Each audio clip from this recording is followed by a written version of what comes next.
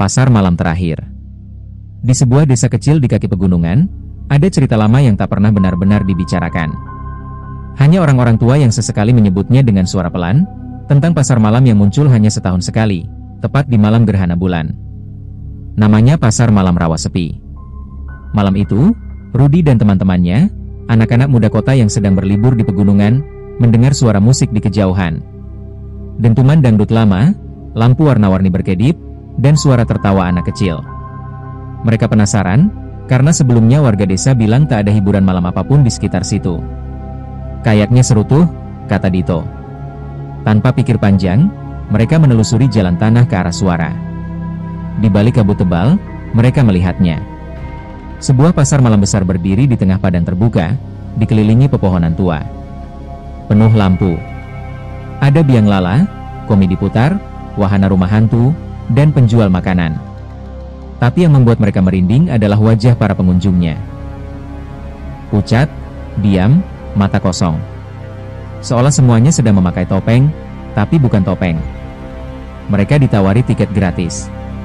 Tanpa sadar, satu persatu teman Rudi mulai menghilang di antara kerumunan. Dito masuk ke rumah hantu, tapi tak pernah keluar. Lita mencoba wahana cermin, dan pantulannya tak kembali.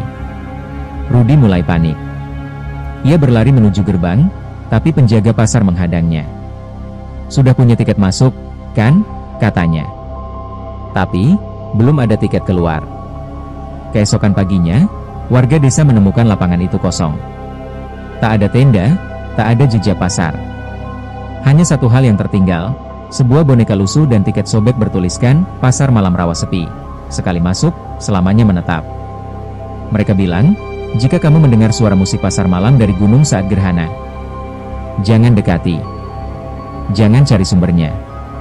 Karena tempat itu tak mencari pengunjung. Ia mencari jiwa. Gerbang kedua. Rudi berdiri terpaku di depan gerbang. Udara di sekitarnya mendadak dingin. Para penjaga pasar mengenakan seragam badu compang-camping, tapi wajah mereka seperti tak punya kulit, hanya otot pucat dan mata hitam menonjol. Tiket keluar hanya untuk yang menang, gumam penjaga itu, senyumnya melebar tak wajar. Menang? Apa? Tanya Rudi pelan. Si badut menunjuk sebuah pintu merah besar bertuliskan, Arena Jiwa, pertaruhan terakhir. Lampu di sekeliling padam satu persatu, kecuali jalur menuju pintu itu. Dengan gemetar, Rudi melangkah. Di dalam arena jiwa. Ruangan itu gelap, hanya diterangi lilin-lilin tinggi. Di tengah ruangan, berdiri cermin raksasa. Dan di dalam pantulannya, Rudi tak melihat dirinya. Melainkan sosok seperti dia, tapi matanya hitam legam, mulutnya tersenyum lebar penuh darah. Lalu suara terdengar dari atas. Kamu harus bisa membedakan dirimu dari bayangan yang sudah menggantikanmu. Cermin itu mulai retak, dan pantulan Rudi keluar dari dalam cermin. Sosok itu mengejarnya, meniru semua gerakannya, tapi lebih cepat, lebih haus. Pertarungan yang tak adil. Rudi berlari melewati labirin pasar yang berubah jadi lorong berdarah. Teriakan teman-temannya terdengar dari segala arah. Di tiap sudut, pengunjung pasar malam yang dulu ia lihat kini jadi mayat hidup, tertawa tanpa suara, melambai memanggilnya. Saat hampir tertangkap, Rudi melihat seberkas cahaya dari sebuah karcis usang di sakunya. Tulisan di baliknya muncul perlahan. Ingat nama ibumu, itu satu-satunya yang tak bisa ditiru oleh bayangan. Sambil menangis, Rudi berteriak nama ibunya, dan seketika pantulan jahat itu meleleh seperti lilin. Kembali ke dunia nyata. Rudi tersadar, terbaring di padang rumput. Tak ada pasar malam. Tak ada cahaya. Hanya kabut. Ia berlari kembali ke desa, memanggil-manggil nama teman-temannya. Tapi tak ada yang mengenal nama-nama itu. Bahkan warga desa berkata, di sini gak pernah ada yang namanya Dito, Lita, atau pasar malam di gunung. Yang lebih aneh, Rudi juga tak ada dalam catatan penduduk. Seolah ia bukan berasal dari dunia ini. Mereka bilang, siapapun yang berhasil keluar dari pasar malam Rawa Sepi, sebenarnya tak pernah benar-benar kembali. Hanya tubuhnya saja. Tapi jiwanya masih berada di arena jiwa. Bermain tanpa akhir. Yang keluar tak sama lagi. Setelah Rudi berteriak nama ibunya, segalanya menjadi gelap. Tubuhnya seolah dihisap masuk ke dalam pusaran angin dingin. Ia tak sadar berapa lama dirinya pingsan. Ketika terbangun, ia sudah berada di padang rumput, basah oleh embun. Matahari pagi mulai muncul dari balik pegunungan. Ia memandangi sekeliling. Tak ada pasar malam. Tak ada lampu. Tak ada jejak satupun bahwa tempat itu semalam dihuni oleh ribuan orang dan puluhan wahana. Yang ada hanya kesunyian.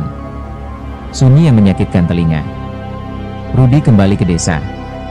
Ia mengetuk pintu-pintu rumah warga, bertanya tentang teman-temannya. Tentang Dito. Tentang Lita. Tapi tak ada satupun warga yang mengaku mengenal mereka. Mas, sampean mungkin salah desa. Di sini nggak pernah ada pasar malam, apalagi anak muda yang datang rame-rame, kata seorang bapak tua sambil menatap curiga. Rudi menunjukkan foto-foto di ponselnya. Tapi semua file, kosong. Tidak ada satupun gambar. Tidak ada satupun nama kontak. Semua terhapus. Hanya ada satu pesan tersisa, masuk jam 3 pagi. Terima kasih sudah datang. Tiketmu tetap berlaku. Sampai jumpa tahun depan. Hari-hari berlalu. Rudi kembali ke kota. Tapi hidupnya berubah. Setiap malam, ia bermimpi berada di tengah keramaian pasar itu. Dentuman musik yang sama. Lampu yang berkedip cepat. Bau asap dan gula gosong. Dan selalu ada satu wahana yang memanggilnya, rumah cermin. Di dalam mimpi itu, ia berdiri di hadapan cermin. Dan di sana, pantulannya bergerak sendiri. Tersenyum, melambai, dan kadang, mencoba mendorong balik ke dalam. Lama-lama, Rudi tak bisa tidur. Matanya menghitam. Ia mulai berbicara sendiri. Kadang, saat bercermin, ia tertawa, dan pantulannya tidak. Orang-orang menganggapnya sakit jiwa. Tapi yang tak mereka tahu, yang kembali dari pegunungan itu bukan lagi Rudi sepenuhnya. Ada yang berkata pasar malam itu hanya mitos. Tapi warga desa punya keyakinan. Jika kamu melihat lampu berkedip di tengah kabut pegunungan, jangan dekati. Karena mungkin yang kamu datangi bukan pasar, tapi tempat peristirahatan jiwa yang hilang. Dan bila kamu dengar suara musiknya memanggil, itu berarti sudah ada tempat kosong yang menunggumu. Rudi mulai kehilangan kendali atas hidupnya. Ia merasa seolah dirinya bukan lagi pengendali tubuhnya sendiri. Kadang ia terbangun di luar kamar, berdiri di depan cermin. Kadang ia bangun dengan tangan kotor tanah, seolah habis menggali sesuatu, entah apa. Pernah suatu malam, ia memecahkan semua cermin di rumah. Tapi ketika pagi datang, semuanya utuh kembali. Cermin-cermin itu seolah tak mau pergi. Mereka ingin dia melihat. Melihat apa yang sebenarnya sudah keluar dari dalam dirinya. Rudi mencari jawaban. Ia kembali ke desa pegunungan itu, menyelinap masuk rumah tua yang dulu ditempatinya. Di sana ia menemukan buku catatan kecil, berdebu dan lusuh. Isinya adalah tulisan tangan seseorang bernama Pak Sastro, seorang warga desa yang hilang misterius puluhan tahun lalu. Dalam catatan itu tertulis, pasar itu bukan sekadar tempat. Ia adalah gerbang. Penghubung antara dunia yang tampak dan dunia yang terpantul. Setiap orang yang masuk ke sana akan diuji. Tapi sebagian dari kita, terlalu lemah untuk menolak penawaran mereka. Di halaman terakhir, ada satu kalimat yang membuat Rudi membeku. Jika kau bisa melihat pantulanmu tersenyum saat kau tidak, maka jiwamu sudah digantikan. Tepat 1 tahun sejak malam itu, gerhana bulan kembali muncul. Rudi tahu, ini bukan kebetulan. Ia merasa tarikan yang kuat ke arah pegunungan. Seperti suara pasar yang memanggil dari kejauhan. Ia mencoba melawan, tapi tubuhnya bergerak sendiri. Malam itu, Rudi mendaki gunung seorang diri. Dan ketika ia sampai di atas, pasar malam rawa sepi telah berdiri kembali. Hidup. Penuh tawa. Penuh cahaya. Tapi tak ada manusia di sana. Semua pengunjungnya adalah pantulan. Bayangan dari mereka yang dulu pernah datang, dan tak pernah benar-benar kembali. Rudi menghilang. Rudi tak pernah terlihat lagi setelah malam itu. Namun setiap tahun, saat gerhana bulan datang, beberapa pendaki bersaksi pernah melihat kerlip cahaya di balik kabut hutan, dan mendengar suara musik pasar malam dari atas gunung. Dan ada yang bilang, kalau kamu berjalan terlalu dekat, kamu bisa melihat seseorang di kejauhan, sedang berdiri di depan rumah cermin, tersenyum, dan pantulannya melambai ke arahmu. Catatan Pak Sastro. Namaku Sastro Wiryawan. Dulu aku hanya petani biasa di lereng Gunung Waringin. Sampai malam itu, tahun 1983, aku melihat cahaya warna-warni di tengah kabut, tak jauh dari ladang. Aku kira ada karnaval atau rombongan pengamen kota. Tapi aku salah. Itu adalah pertama dan terakhir kalinya aku melihat pasar malam rawa sepi dengan mata kepala sendiri. Malam terlupakan. Aku ingat bau wangi terbakar, semacam bupa dan karamel hangus. Lampu-lampu berterbangan seperti kunang-kunang raksasa. Anak-anak kecil tertawa tanpa suara. Wahana-wahana berputar, tapi tak ada yang mengoperasikannya. Ada penjual balon dengan wajah putih datar, matanya bolong. Ia memberiku karcis masuk, tanpa meminta uang. Aku masuk. Aku tak tahu kenapa, seperti tubuhku berjalan sendiri. Cermin yang berbisik. Wahana pertama yang aku masuki adalah rumah cermin. Tapi ini bukan cermin biasa. Setiap pantulan di dalamnya menunjukkan versi diriku yang berbeda-beda. Aku tua, aku tanpa wajah, aku berdarah, aku menggigil di tengah lumpur. Lalu aku berhenti di satu cermin yang tidak memantulkan apa-apa. Kosong. Tapi saat aku melangkah pergi, pantulan itu mulai bergerak sendiri. Ia berbisik, "Tinggalkan tubuhmu, kami bisa berikan hidup yang lebih baik. Kau tak akan tua, tak akan mati." Aku lari. Tapi semua lorong berubah jadi belitan bayangan. Dan suara tawa mulai berdengung di telingaku. Entah bagaimana, aku berhasil keluar dari sana, melewati gerbang yang mulai membusuk. Saat aku sadar, pagi sudah datang. Pasar hilang. Aku kembali ke desa, tapi semuanya berubah. Orang-orang menatapku aneh. Mereka bilang aku menghilang 3 bulan. Tapi bagiku, rasanya baru semalam. Aku tak pernah bisa tidur nyenyak sejak itu. Di setiap mimpiku, aku kembali ke pasar. Dan setiap tahun, saat bulan gerhana, aku bisa merasakan mereka menatap dari balik cermin rumahku. Mereka masih menungguku untuk kembali dan menyelesaikan pertukaran. Jika kau membaca catatan ini, jangan pernah dekati pasar malam yang tak punya asal-usul.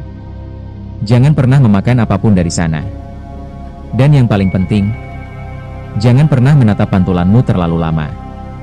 Karena kau tak akan tahu kapan pantulanmu mulai menatap balik.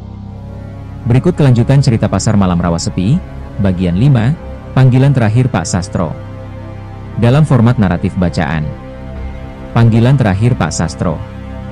Usiaku kini 83 tahun. Tiap malam, tubuhku makin lemah. Tapi mereka makin kuat. Setiap kali aku menutup mata, aku tak melihat gelap, aku melihat lampu-lampu pasar malam, melayang seperti nyala roh. Musik dangdut kuno yang kusangka sudah hilang dari dunia ini, kini terdengar makin jelas, bahkan saat aku terjaga. Aku tahu waktuku sudah dekat.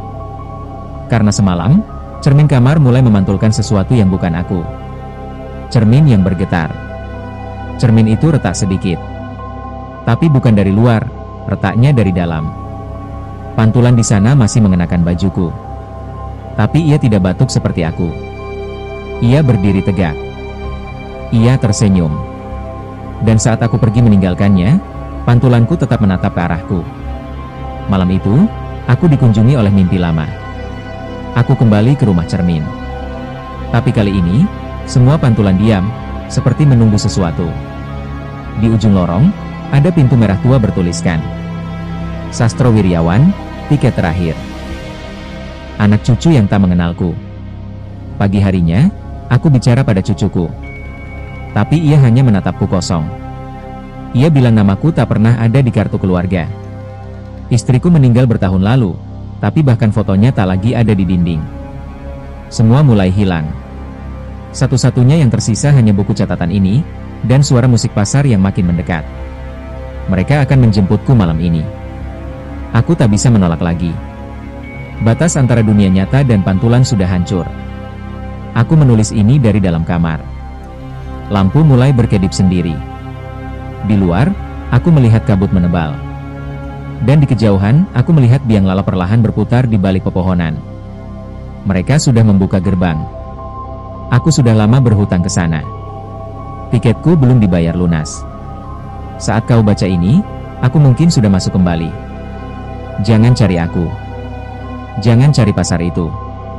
Karena sekali masuk ke dunia mereka, kau akan dipantulkan keluar, tapi bukan sebagai dirimu. Catatan ini ditemukan di bawah lantai rumah kosong milik Pak Sastro, bertanggal malam gerhana terakhir. Tidak ada jejak keberadaan pria bernama Sastro Wiryawan di desa itu.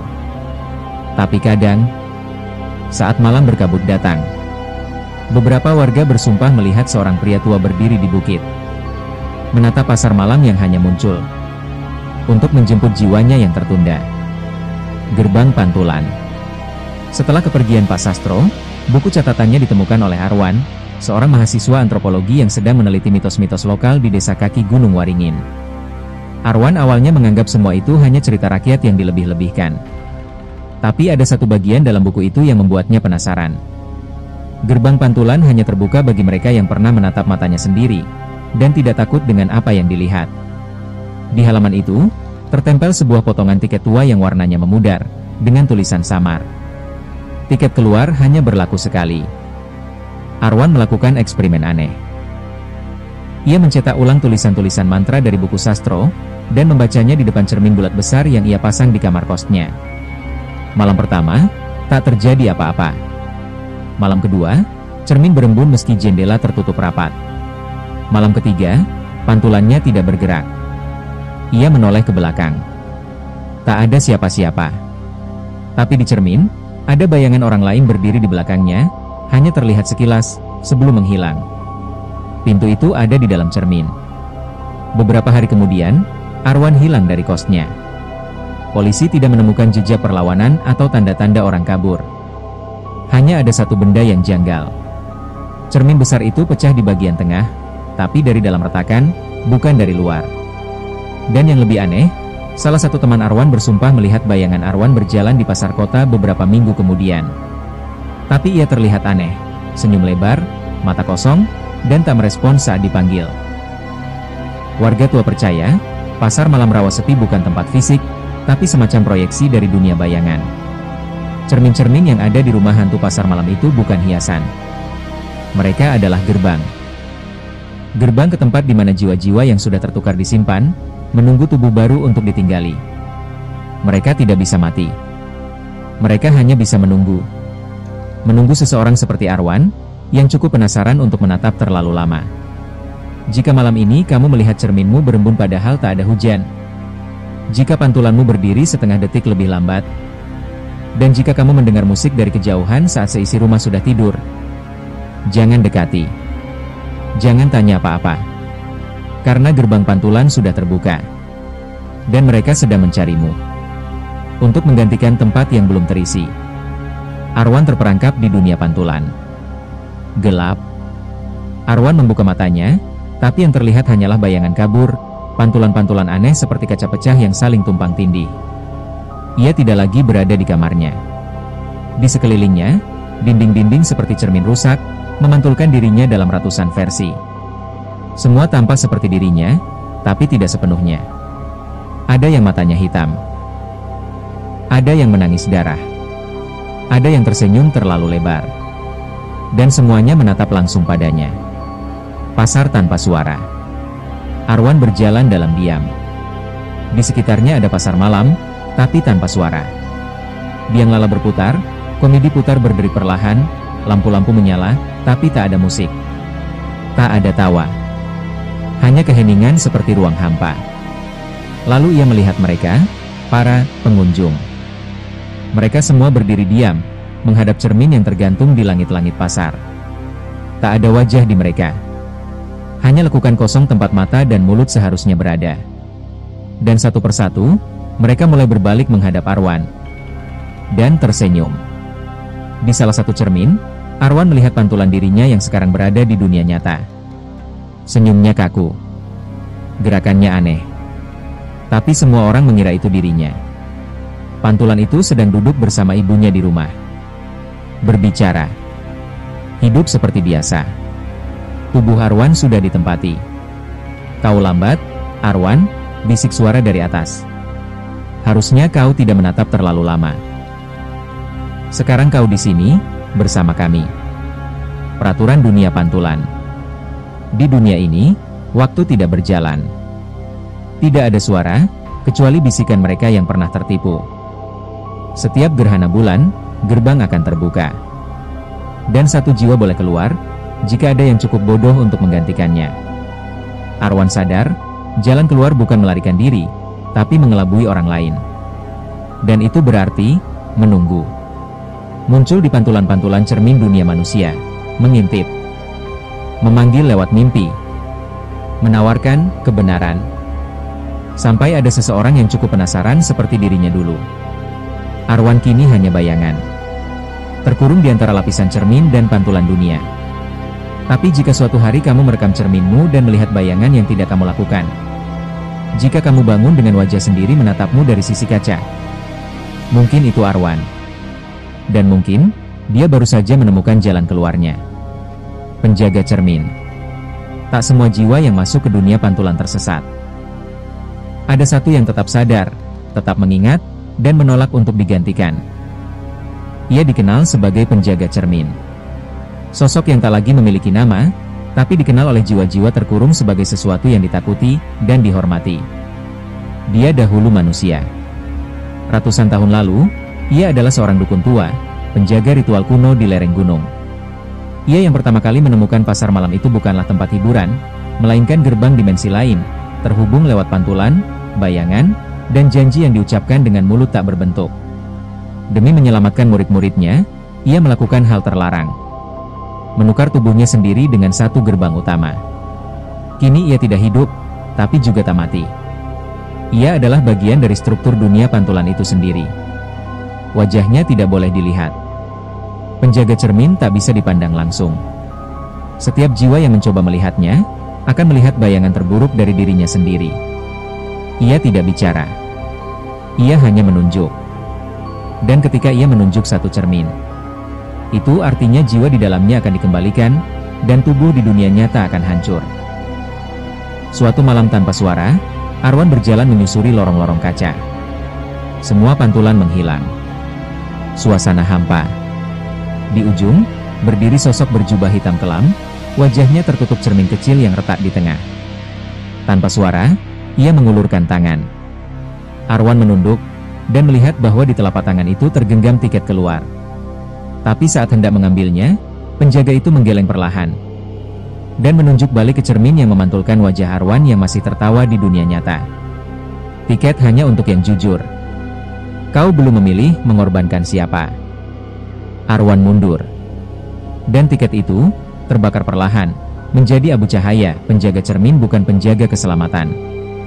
Ia menjaga keseimbangan. Jika satu jiwa keluar, satu harus masuk. Jika ada yang melanggar, penjaga akan membawa mereka ke bagian terdalam dari dunia pantulan, di mana waktu berhenti sepenuhnya, dan kau akan merasakan diri sendiri, ribuan kali menangis bersamaan. Kau mungkin tak pernah bertemu penjaga cermin. Tapi jika suatu hari kau merasa tubuhmu bergerak sendiri saat menatap cermin, jika pantulanmu menangis padahal kau tersenyum, berdoalah agar itu bukan tanda kau telah ditunjuk. Karena bila cerminmu tiba-tiba retak tanpa sebab, itu berarti penjaga telah lewat. Dan yang tertinggal hanyalah giliranmu. Lorong tanpa suara. Arwan duduk di bawah lampu pasar yang berkedip lemah. Waktunya sudah tak lagi terasa. Ia tak tahu apakah hari-hari sudah berlalu, atau hanya mimpi yang terus terulang. Tapi satu hal yang ia tahu pasti. Ia tidak ingin menjadi bagian dari tempat ini selamanya. Setiap malam, ia mendengar suara-suara berbisik dari balik cermin. Bukan panggilan, tapi ratapan. Dan dari semua lorong dalam dunia pantulan, hanya ada satu yang tidak pernah ia masuki, lorong tanpa suara. Lorong yang bahkan makhluk-makhluk lain pun enggan mendekat. Lorong tempat penjaga cermin muncul dan menghilang. Cermin-cermin mulai bergetar setiap kali Arwan lewat. Ia mulai bisa merasakan keretakan antara dunia nyata dan dunia pantulan. Kadang ia bisa melihat kilasan ibunya, teman-temannya, seolah ia hanya tinggal selangkah lagi untuk kembali. Tapi setiap kali ia coba menembus pantulan, sesuatu menariknya kembali. Arwan sadar. Jika ingin bebas, ia harus melewati tempat yang hanya penjaga cermin izinkan, lorong tanpa suara. Lorong itu tak memantulkan apapun. Tidak cahaya. Tidak bayangan. Dindingnya terbuat dari cermin hitam, yang tidak menampilkan dunia luar atau jiwa dalam, hanya kekosongan. Arwan melangkah masuk. Setiap langkahnya sunyi. Bahkan napasnya sendiri tak terdengar. Di ujung lorong, ia melihat sebuah pintu besar dengan ukiran wajah-wajah tanpa mata. Di atasnya, tertulis dengan huruf terbalik. Dunia yang tidak boleh dilihat. Arwan mendorong pintu itu. Di dalam, ia melihat ratusan tubuh tergantung di udara, masing-masing terhubung ke seutas benang yang menyambung ke cermin-cermin di dunia nyata. Mereka bukan mati. Mereka masih hidup. Tapi jiwa mereka dikunci di sini, terikat oleh kontrak tak terlihat. Dan di tengah ruangan, penjaga cermin berdiri diam, dikelilingi ribuan fragmen pantulan. Ia menoleh perlahan ke arah Arwan. Untuk pertama kalinya, ia bicara. "Kau tak diundang ke sini." Arwan menunduk. Tapi ia membalas. "Tapi aku tak pernah setuju tinggal di sini." Sosok itu mengangkat tangan, dan dua cermin muncul di depan Arwan. Satu, cermin pertama menunjukkan Arwan kembali ke dunia nyata. Hidup normal, tapi seseorang harus menggantikan tempatnya. Jiwa baru. Murni. Belum ternoda. Dua, cermin kedua menunjukkan Arwan tetap tinggal, tapi perlahan jadi bagian dari penjaga itu. Ia tak akan hilang, tapi tak akan pernah kembali. Penjaga berkata pelan. Semua yang ingin keluar, harus memilih. Tidak ada yang bebas tanpa menukar. Arwan melihat cermin pertama. Ia melihat ibunya, sedang tertidur. Damai. Lalu matanya beralih ke seorang anak kecil di dekat taman, anak tetangga mereka. Anak itu masih polos, belum mengenal dunia. Arwan gemetar. Jadi, kalau aku kembali, anak itu akan tergantikan? Penjaga tak menjawab. Ia hanya menunjuk cermin pertama. Dan membiarkannya memilih. Cerita tak berakhir di sini. Karena saat kamu membaca ini, mungkin Arwan sudah memilih. Dan mungkin, saat kamu menatap cermin nanti malam, kamu akan tahu siapa yang keluar, dan siapa yang ditinggalkan. Keluar dengan selamat. Arwan berdiri di antara dua cermin, dua takdir yang saling bertolak belakang. Di satu sisi, dunia nyata memanggilnya. Wajah ibunya, hangat, penuh kerinduan. Tapi bayangan anak kecil yang akan menggantikannya membuat tangannya gemetar. Penjaga cermin hanya diam, matanya memantulkan ribuan pantulan, semua versi dari orang-orang yang pernah datang ke dunia ini, dan tak pernah kembali. Tidak semua jiwa berani menolak.